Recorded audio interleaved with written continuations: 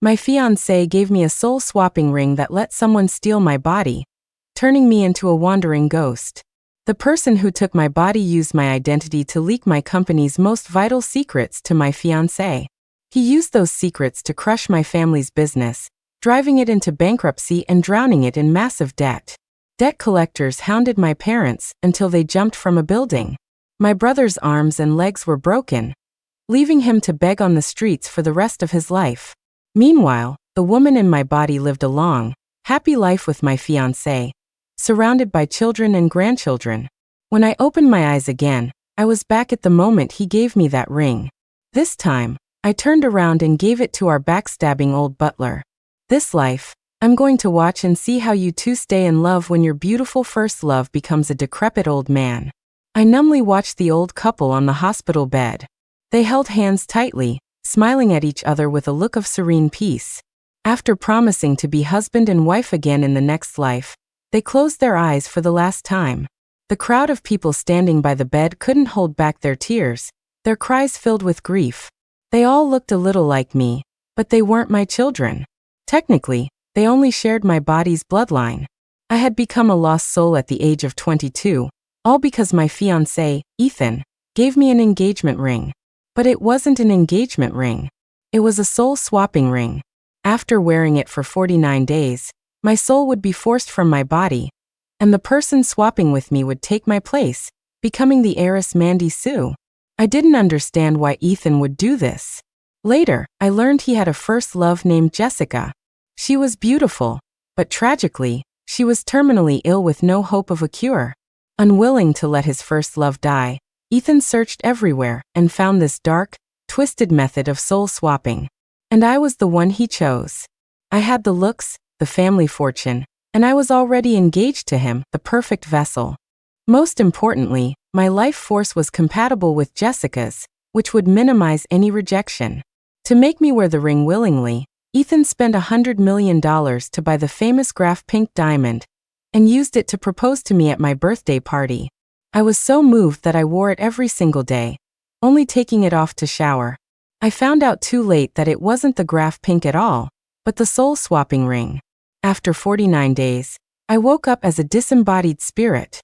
I was terrified. But what terrified me even more was seeing someone else living in my body. She was curled up in Ethan's arms, cooing sweetly, "Ethan, honey." I lunged forward, trying to drive the spirit out of my body, but I passed right through them. "Ethan, honey, do you think the real Mandy will wake up in my old body? What if she comes and exposes me? After all, my personality, hobbies, and tastes are completely different from hers.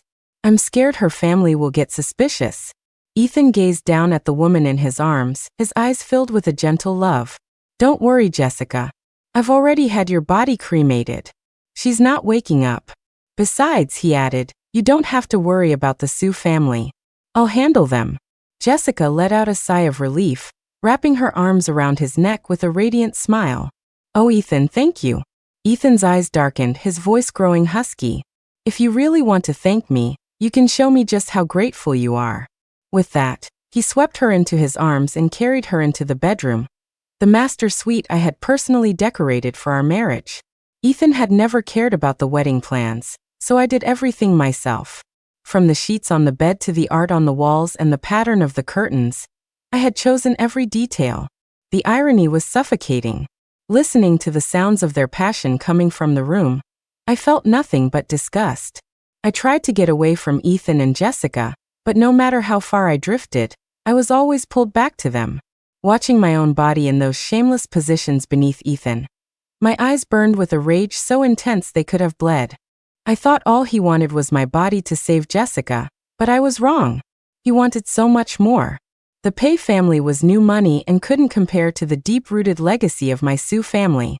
To secure their place in high society, a strategic marriage was the surest way. They set their sights on my family.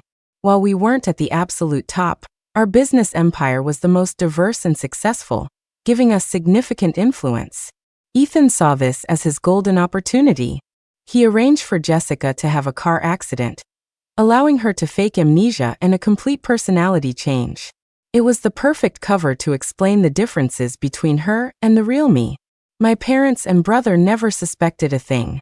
Seeing the wound on my forehead, they were so overcome with worry that they didn't question any of it. Jessica knew I was spoiled, but she had no idea to what extent. Whatever I wanted, my parents and brother would give me. So, when Jessica said she wanted to work at the company, my brother agreed without hesitation, and even made her a vice president. From such a high position, it was child's play to sabotage the company. With my brother completely unsuspecting, Jessica easily leaked our most confidential secrets to Ethan. Ethan used that information to systematically crush the Sioux group, ultimately driving it into bankruptcy and leaving it with astronomical debts. I watched as my father was driven to jump from his office building, and my mother followed him soon after. My brother was ambushed, his arms and legs broken, left to live as a beggar. Seeing what happened to my family, I was consumed by a hatred so powerful it felt like I was screaming, "Ethan, if there is a next life, I will tear you to pieces." Perhaps heaven took pity on me, because I was reborn. When I opened my eyes, I heard Ethan's sickeningly sweet voice. "Mandy, marry me. Let me take care of you and love you for the rest of our lives, okay?" Ethan was on one knee, holding up a diamond ring, his eyes shining with pure sincerity. "Oh my God! Is that the Oppenheimer blue? It's worth $100 million. Mr. Pei is really going all out. I'm so jealous. Wow, he must be head over heels in love with Mandy. That ring symbolizes eternal love. Mandy, what are you waiting for? Say yes. Yes, say yes. Say yes. Say yes." Everyone around us was cheering. I looked at the eager faces in the crowd and at Ethan kneeling before me, and I remembered. Today was my birthday. And this was the day Ethan gave me the soul-swapping ring disguised as a proposal. In my past life, I was so in love with him that I never questioned the ring's authenticity. I treasured it. Now, a cold smile played on my lips, but my face showed nothing. I graciously accepted his proposal. When I took the ring, a flash of triumph crossed Ethan's face before he glanced toward someone in the crowd. I followed his gaze and saw her. Jessica. She was stunning, but her face was unnaturally pale, a sickly white. When she saw me looking, she gave me a faint, unreadable smile. It felt like a challenge, a taunt, a victory lap. Last time, I didn't understand that look. This time, I knew exactly what it meant. But this time, if I don't destroy you both, I lose. My birthday party was a huge affair. Everyone who was anyone in our circle was there. Our families had already agreed that if Ethan's proposal was successful, my father would announce our wedding date, a carefully chosen auspicious day. But this time, I stopped him. My dad was confused. "Mandy, what's wrong?" "Dad, I can't explain right now. I'll tell you everything after the party." Though he didn't understand, he respected my wishes. When he went on stage to give his speech, he never mentioned the wedding. Ethan's smile froze. He couldn't figure it out. Both families had agreed to announce the date if he proposed successfully. Why did my father stay silent? Ethan tried to ask me about it, but I excused myself, saying I wasn't feeling well, and went upstairs to rest. He couldn't get an answer out of me, and decided he'd just ask tomorrow. Seeing my low spirits, my dad came to my room. "Mandy, what's going on? Did that Ethan kid do something to you?" But then he second-guessed himself. Weren't they just fine today? Ethan proposed, and his daughter said yes. Before I could answer, my mom and brother rushed in. My mom said, "Mandy, if Ethan hurt you, you have to tell us. I'll stand up for you." My brother added, "She doesn't have to say it. He obviously did something. Why else would she stop Dad from making the announcement?" Hearing my family's concern, my eyes welled up with tears. I threw myself into my mother's arms, and thinking about their tragic fates in my past life, I began to sob uncontrollably. Seeing me cry so hard, my brother didn't care that Ethan had just proposed. All he knew was that his sister was hurting, and it had to be Ethan's fault. He angrily rolled up his sleeves, ready to go find Ethan and settle the score. I quickly stopped my impulsive brother. My revenge on Ethan was going to be much more than just a beating. Besides, who would ever believe a story about soul swapping? If I hadn't been reborn myself, I would never have believed such a thing was possible. To avoid tipping him off, I calmed my family down, telling them that Ethan and I just had a little argument. My parents and brother figured it was just a typical lover's quarrel, So they comforted me for a bit before going back to attend to our guests. Once they were gone, I looked at the soul-swapping ring in my hand. I had an identical replica made and put it on my finger. As for the real ring, I had the strange, crimson stone removed and set into an expensive watch. I called for the old butler. He appeared before me, bowing respectfully. "Miss, what can I do for you?" I picked up the expensive watch and handed it to him. "Mr. Chen, I heard your birthday is coming up. Please take this as a gift." Mr. Chen's eyes lit up with greed as he stared at the Rolex, now adorned with a ruby that looked like a drop of blood. But he still made a show of refusing. "Oh, miss, this is far too valuable. I couldn't possibly accept." "Mr. Chen, my parents were always so busy when I was growing up. You and my brother were raised by you. I've always thought of you as a grandfather. You have to take it." Hearing this, Mr. Chen dabbed his eyes with a handkerchief. "Oh, miss, you are too kind." "Kind? Ah. Too bad kind people don't always get what they deserve. In my last life, I only learned after my death that Mr. Chen had been bought by Ethan long ago. His job was to keep tabs on me. Even our chance encounters were all meticulously planned by Ethan. The reason I fell for Ethan was simple. He saved my life. Once, I was at a party with my dad. I got bored and wandered off into the backyard. I saw a crystal clear pool and couldn't resist sitting by the edge to play in the water for a bit. But when I stood up, my foot slipped and I fell in. Panic seized me. I couldn't swim. I flailed desperately, screaming for help, but no one was around. Everyone was in the main hall where the music was blasting for the dance. My cries were drowned out. I felt helpless, hopeless, as water filled my mouth and nose and my body began to sink. My vision blurred. All I could hear was the gurgling of the water and my own frantic gasps. Just then, a strong arm wrapped around my waist. Then I felt a soft touch on my lips, followed by a rush of cool, minty air into my lungs. I greedily breathed in the air he gave me. When I woke up again, I was in a hospital. I wanted to thank my rescuer, so I asked my dad to find out who it was. News of such a serious incident spread quickly, and we soon learned that the person who saved me was Ethan. To be honest, I'd run into Ethan often before, but I never felt anything special. But after he saved me from drowning, things were different. Ethan sensed it too and started pursuing me even more aggressively. I gradually fell for his advances. I agreed to be his girlfriend. Ethan was incredibly charming. He often had me wrapped around his little finger, and I'd foolishly beg my father to give more business to his family. My dad couldn't resist my pleading and helped the Pei family's company grow stronger and stronger, until they were almost on equal footing with us. Thinking about it now, I want to slap myself. But I couldn't just cut off our business ties now. If I did, Ethan would definitely get suspicious. I remembered from my past life that Ethan had set traps in several major projects that cost our company a fortune. With that in mind, I immediately warned my father and brother. They didn't understand why, but they didn't question me. They investigated the projects. And just as I'd said, they found numerous hidden pitfalls.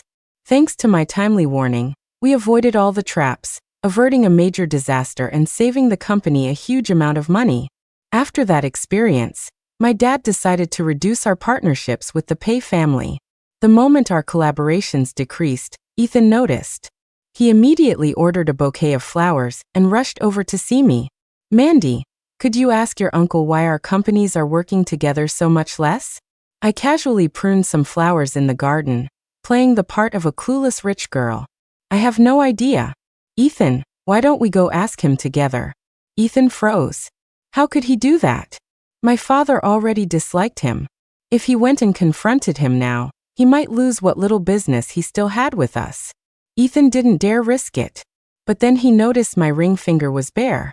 "Mandy," he asked, a wounded look on his face, "why aren't you wearing the engagement ring I gave you? Don't you like it?" I quickly pulled the ring out from under my shirt, where it hung on a chain. "See?" I smiled. "I'm always wearing it. It's just too valuable, and I was afraid of losing it, so I put it on a necklace." Seeing the soul-swapping ring, Ethan finally relaxed. I made small talk with him for a little while longer before sending him on his way. I just couldn't stand the sight of his disgusting face anymore. And so the days passed one by one. In the blink of an eye, 49 days had gone by. Ethan showed up early in his Maserati to pick me up, saying he wanted to take me out for a day of fun. Of course, I played along. In my last life, he did the same thing. He said he was taking me out, but we got into a car accident on the way. When I woke up, I was a ghost. And my body had been taken over by Jessica. Jessica used the car crash to fake amnesia and fool my family. Not this time. I got into Ethan's car. The whole way, I was tense, the memory of the crash from my past life still haunting me. But Ethan didn't care. Today was the day the charm would take effect. The mystic had told him that to ensure a perfect transfer, it was best if the recipient was injured and unconscious. That's when the soul is most vulnerable. Ethan drove faster and faster. Just as he was about to slam the passenger side into a guardrail, a discreet black Maybach suddenly swerved out, knocking the Maserati back onto the proper path. Our car just jolted violently, but neither of us was seriously hurt. A vicious look flashed in Ethan's eyes. Before I could process what had happened, he struck the back of my head hard. I cursed him 100 times in my mind. But just before I blacked out, I vaguely saw a man get out of the Maybach. He was running anxiously toward me. I didn't see his face clearly, but I remember he had the most captivating eyes. When I groggily opened my eyes, it was the next day. There were several people standing in the hospital room. I croaked, "Water." At the sound of my voice, Ethan pushed through everyone to get to my bedside. His eyes a mix of anxiety and excitement. "Mandy, are you feeling okay anywhere?" As he spoke, he took my hand and started tracing something in my palm. I knew it was the secret signal he shared with Jessica. I pulled my hand away. "What are you doing?" Ethan's pupils shrank. His hand began to tremble, as if in disbelief. He tried again, desperately tracing the pattern in my palm. I snatched my hand back, my brow furrowed in annoyance. "I want water." "What are you scribbling on my hand for?" My brother shoved Ethan aside. "My sister is thirsty, didn't you hear her? What are you standing there like an idiot for?" He snapped. Ethan, stunned, quickly apologized and went to get water. My parents hadn't noticed his strange behavior and crowded around me, fussing over my well-being. After confirming I was okay and getting the all clear from the doctor, they finally relaxed. My injuries weren't serious, but I wasn't about to let Ethan get away with knocking me unconscious. Luckily, I had prepared ahead of time and recorded the whole thing. I posted the video online, and it caused an uproar. The story of Ethan's attempted murder of his girlfriend shot to the top of the trending topics. The Pei family's stock took a nosedive, and Ethan was taken away by the police. His parents pulled a lot of strings to get him out. The first thing Ethan did was come to me to apologize, but I refused to accept it. My parents used this opportunity to officially break off our engagement. With that, the Pei family had thoroughly offended the Su family. While we weren't a top-tier powerhouse, our influence in the business world was not to be underestimated. As a result, most companies refused to work with the Peis, and some even pulled their investments. Just like that, the Pei family's empire crumbled, teetering on the edge of bankruptcy. Meanwhile, Jessica woke up in a luxurious villa. Thinking she had successfully become Mandy Su, she eagerly ran to a mirror. But the face staring back at her wasn't Mandy's delicate features. It was an old man. His skin was like wrinkled leather, covered in spots and creases. His eyes were sunken, his nose flat, and his chin sagged with loose flesh, like a molting toad. Jessica let out a blood-curdling scream. As my family and I walked in, we were met with the butler's piercing shriek. I fought back a smile and rushed over to him, feigning concern. "Mr. Chen, what's wrong?" When Jessica saw me, her eyes blazed with hatred. She lunged forward and grabbed my throat. "What is this? Why do I look like this?" I choked, struggling to breathe. Thankfully, my brother reacted quickly, pulling the old butler off me and shouting, "What do you think you're doing?" My parents, who were right behind us, saw the whole thing. Their faces turned grim, and they fired the butler on the spot. Jessica was thrown out before she could even process her new identity. She stood on the street, completely lost, unable to understand how things had gone so wrong. Then she thought of Ethan. This was all his fault. He had promised it was foolproof. So why was she now in the body of the Su family's old butler? Jessica flagged down a car, and raced toward the Pay Corporation headquarters. I followed close behind. I wasn't about to miss a show this good. I tipped off the media, telling them there was a huge story breaking at the Pay building and they needed to get there immediately. Sensing a major scoop, the reporters scrambled and actually got there before Jessica did. At that moment, Ethan was drowning in company problems and had completely forgotten about her. When Jessica arrived, she demanded to see Ethan, but the security guards wouldn't let her in. Ethan was the CEO. You needed an appointment. You couldn't just walk in and see him. So naturally, she was kicked out. Furious, Jessica stood outside the building and screamed, "Let me in right now. I'm the love of Ethan's life. If you treat me like this, I'll have him fire you." Her words shocked the two guards, and just as importantly, the reporters lying in wait. The guards clearly didn't believe her, but the reporters didn't care. They swarmed Jessica for an interview. Normally, Jessica wouldn't be so reckless, but she was on the verge of a breakdown. She had become an old man. How could she accept that? She would rather die than live as an ugly old man. So when a reporter asked how she could prove she was Ethan's lover, Jessica spilled everything. His habits, his favorite things, even the most intimate details of his body. By the time Ethan found out, it was the headline story. Shocker. Pay Corp CEO is in love with a decrepit old man. Beneath the headline was a photo of Jessica in Mr. Chen's body. The man in the picture was old, ugly, and had a full head of white hair. People were in disbelief. Ethan was handsome and rich, why would he ever be with someone like that? But Jessica had described Ethan's private information so accurately, right down to his physical characteristics, that the public had no choice but to believe her.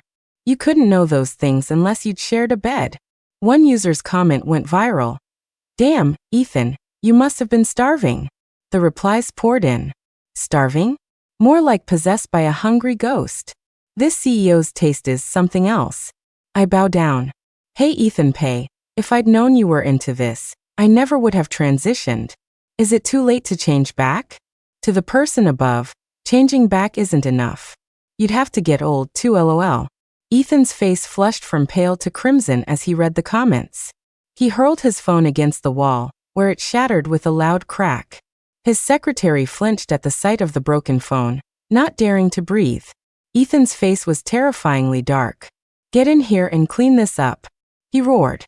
The secretary, taking her cue, scrambled out of the office as if a ghost were chasing her. Just as she reached the door, Ethan's voice stopped her. "Wait. Go find that old man, and bring him to me." The secretary nodded. "Yes, sir." The secretary was efficient. A short while later, she ushered Jessica into the office. The moment Jessica saw Ethan, tears of grievance streamed down her face like broken pearls. She threw herself into his arms, sobbing, "Ethan, why wouldn't you see me? Are you abandoning me?" The secretary watched as the tall, handsome man held a white-haired old man who was acting like a damsel in distress, and the sheer patheticness of it all made her skin crawl. She couldn't believe the rumors were true.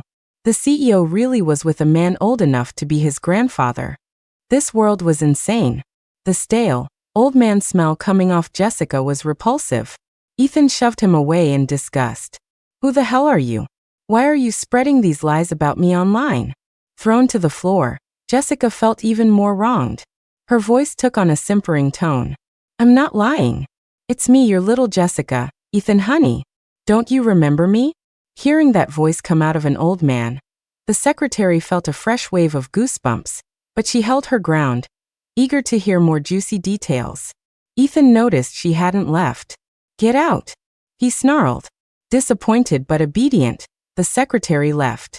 The second she was out the door, she shared the gossip with her colleagues, who promptly posted it online. And so, the rumor that Ethan Pay was in a relationship with an elderly man was confirmed. A legion of creeps started coming out of the woodwork, flooding Ethan's inbox with disgusting photos and vile messages, harassing him relentlessly. Ethan stared at Jessica's wrinkled, white-haired face, his disgust growing. He took a deep breath. "Go home for now. Once I've dealt with this company crisis, I'll ask the master if he can switch you back." Jessica couldn't wait another second. She grabbed his arm. "No, Ethan honey, I want to be switched back right now." Just as Ethan was about to respond, The secretary burst back in. Mr. Pei, Mr. Young is here. Hearing this, Ethan immediately shook Jessica off. Get the conference room ready. I'll be right there. The future of his company hinged on this meeting with Mr. Young. Seeing Ethan completely ignore her, Jessica started crying again. Following Ethan's orders, the secretary arranged for Jessica to be taken to his private villa. When Jessica heard this, she was overjoyed, thinking it meant Ethan hadn't abandoned her. The secretary gave Jessica's wrinkled face, so wrinkled you could lose a fly in the creases, a complicated look. She finally understood why Ethan had always ignored her own advances. The man liked them old. That was a taste she just couldn't acquire. The secretary completely gave up on her dream of landing a man like Ethan. To secure the deal with Mr. Young, Ethan had to make significant concessions, but in the end it worked. He watched Mr. Young sign the contract, and then signed it himself, completely missing the subtle smirk on Mr. Yang's face. Ethan was ecstatic and celebrated a little too hard. He came home drunk and, in a hazy stupor, ended up sleeping with the decrepit, elderly Jessica. I looked at the high-definition video in my hand and smiled, handing a stack of cash to a man dressed in black. Good work. Thank you. My pleasure, Ms. Su, the man said, happily counting his money. Next time you have a story this explosive, you know who to call. I nodded. I will. After admiring Ethan and Jessica's disgusting display, I uploaded the video to the internet. Instantly, the web exploded again. Some users had been skeptical before, but now there was video proof. They had no choice but to believe it. Oh my God. My eyes. My eyes have been violated. This is next level insane. CEO Pei wasn't just starving, he's a full-on ghoul. He actually did it. Forget Chanel, no. 5. This guy prefers the smell of a retirement home. I have no words other than wow. This is so gross. I used to have a crush on him. I must have been blind. Some people have messy private lives. His private life is just a mess. Ethan had no idea the internet was in a meltdown. He woke up to find himself naked, with an equally naked Jessica lying next to him. The look on his face was as if he'd been struck by lightning. He kicked the sleeping Jessica out of bed. Waking up on the floor, Jessica looked up at him with teary eyes. Ethan, honey, why did you kick me? Ethan, pulling on his clothes, roared with fury. Why did I kick you? I'm lucky I didn't kill you. Why did you climb into my bed? Have you forgotten you're an old man now? Aren't you disgusted with yourself? But Ethan, honey, Jessica whimpered, tears welling up. Last night you said you didn't care what I looked like, that you'd never abandon me. If this were the old Jessica, it would have been a heartbreaking sight. But she seemed to forget she was now an ancient man. Instead of being beautiful, it was just nauseating. Seeing a withered old man looking at him with a pathetic, tearful expression was too much for Ethan. His stomach churned, and he threw up on the floor. He immediately had his men lock Jessica up, and went to find the mystic to change her back. The mystic had no objections, as long as he got paid. To switch her back, they needed Jessica's original body. Ethan contacted her family to retrieve it. But it was too late. Her family had already had her body cremated.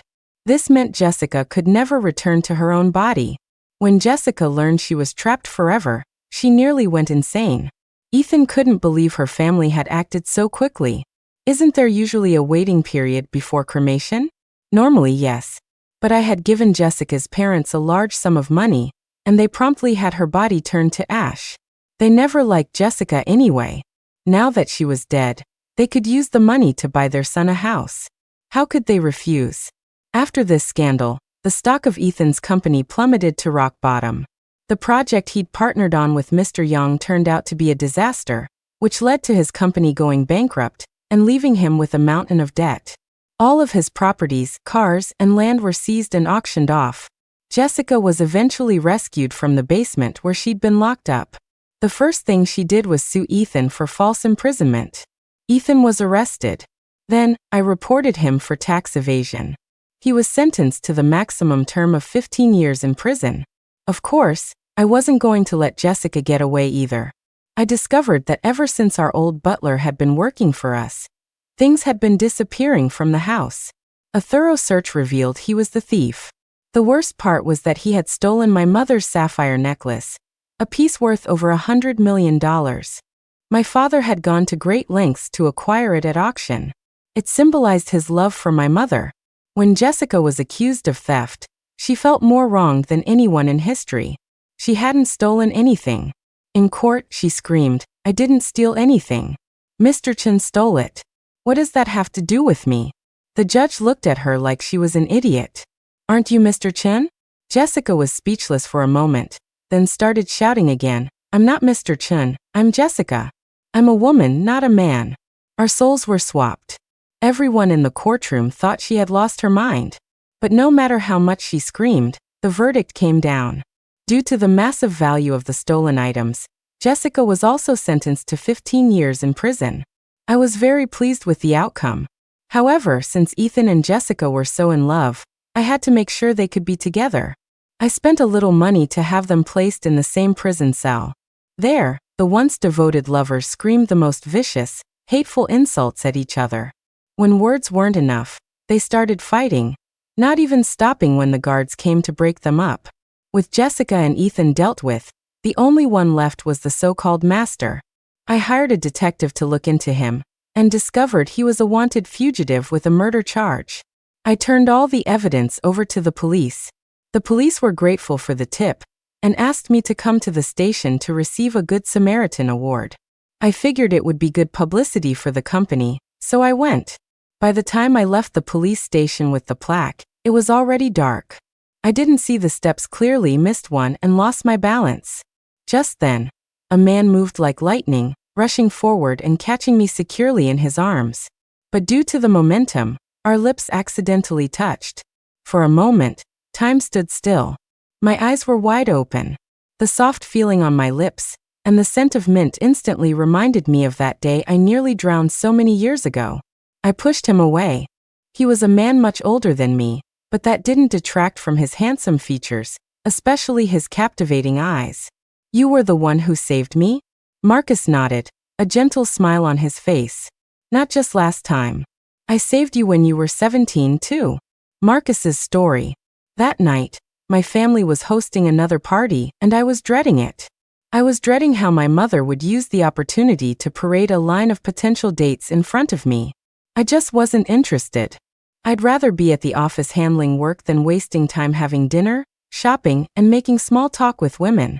My mother, sensing my reluctance, had ordered me to be there, threatening to disown me if I didn't show up. So I had no choice but to bring my unfinished work home with me. I let my mother introduce me to a few women, quickly told her I wasn't interested in any of them, and then retreated to my room to work. After I'd gotten through most of it, I stood up to make some coffee and noticed a young girl downstairs who hadn't been there before. She looked about 17 or 18, wearing a light green seersucker dress with a cute, poofy hemline and sweet floral accessories. Her blush was a soft pink, giving her a charmingly innocent look. She glanced around to make sure no one was watching, then slipped off her shoes, sat on the edge of the pool, and started splashing her feet in the water. Her slender, pale feet kicked up little sprays of water, and her laughter was full of joy. I watched her for a moment and found myself smiling. This was my private pool, but I'd never imagined it would one day be used as a young girl's foot bath. I didn't shoo her away. I just went back to my work. A little while later, I heard her desperate cries for help from downstairs. Without a second thought, I jumped from my second-floor balcony to save her. She had swallowed too much water, so I had to give her mouth-to-mouth resuscitation. It was the first time my lips had ever touched a woman's. It wasn't unpleasant, like I'd imagined. In fact, it was sweet, almost addicting. The moment she started to stir, I quickly left. She looked so young, maybe 17 or 18. I figured she wouldn't want to know she'd been kissed by a man nearly 30. It wouldn't be right. I thought I would forget about it quickly. But in the quiet of the night, I would always remember the feeling of those soft, sweet lips. I slapped myself, disgusted at my own thoughts, and warned myself not to be such a predator. As it happened, the company was expanding overseas, and to get my mind off the girl, I volunteered to lead the project. The international branch was just starting up, and I had to handle everything myself. Gradually, I began to forget about the nameless girl. Until a month ago, when I had a terrifying dream. In the dream, The girl's body had been stolen, and she had become a lost soul. The dream felt so real. I didn't waste a second. I wrapped up my work and rushed back home. The moment I landed, I started investigating the girl. I found out her name was Mandy Sue. A beautiful name. But her fiancé was a piece of work. Fortunately, it seemed Mandy had come to her senses and broken off the engagement. Since he was no longer her fiancé, there was no problem with me attacking his family's company, right? That's right. The media storm, Mr. Yang, the tax evasion, that was all me. Heh heh. Done. The end.